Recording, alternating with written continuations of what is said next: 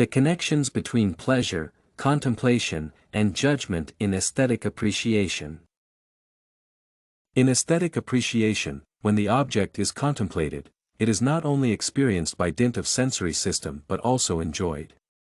Being rational creatures, people tend to judge the objects using their own standards of judgment based on interests. While contemplating them, they try to turn the beauty into some kind of quality, which can be evaluated. In this way, people judge the objects to support their immediate feeling of pleasure.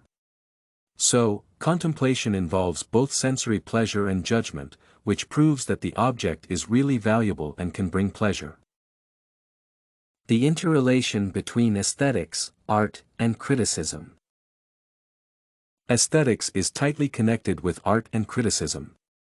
It studies art to find its nature and interprets artworks to find out what makes people appreciate their beauty. Aesthetics can be seen as a kind of judgment, in other words, it is a science that judges art. The judgment, in its turn, can be seen as a critical reflection. So, roughly speaking, with the help of aesthetics we can criticize art. This criticism does not presuppose something negative.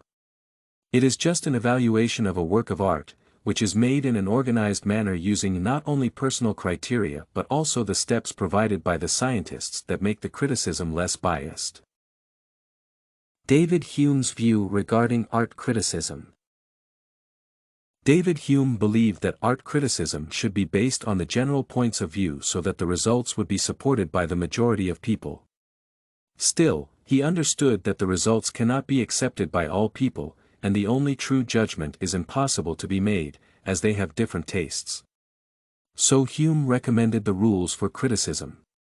His view regarding art criticism seems to be the most decent, as he considers the personal impact on the evaluation and emphasizes the necessity of practice and reparative evaluation of an object, which makes the final consideration the most exact and true.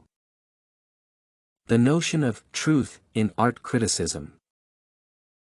Truth in art criticism presupposes the existence of correct and incorrect judgments. While criticizing an artwork, a person judges it according to one's tastes, which presupposes that some people can provide true judgment and others false. It is also connected with the idea of biased and general views. In other words, the concept of truth is normative. If evaluating an object the majority of people claim it to be beautiful and support their opinion according to decent criteria, it is the truth. The majority of scientists interpret truth explaining that one and the same thing cannot be beautiful and ugly at the same time. Achieving agreement about aesthetic judgments. It is rather hard to have the agreement about aesthetic judgments. The main reason is that all people have different tastes, and many like the things others treat with disgust. The agreement regarding the object being nice and beautiful or ugly and horrifying is based on generalizing. For example, the majority of people believe violas to be beautiful, so they came to the agreement that it is really so. Still, it is not a universal truth, as there are people who have never seen them and prefer wild flowers. Thus, even though the agreement occurs, it cannot be treated as a general truth and may be questioned and argued. StudyCorgi can help you make your studies smarter. Visit studycorgi.com for more samples like this, study tips, and writing tools.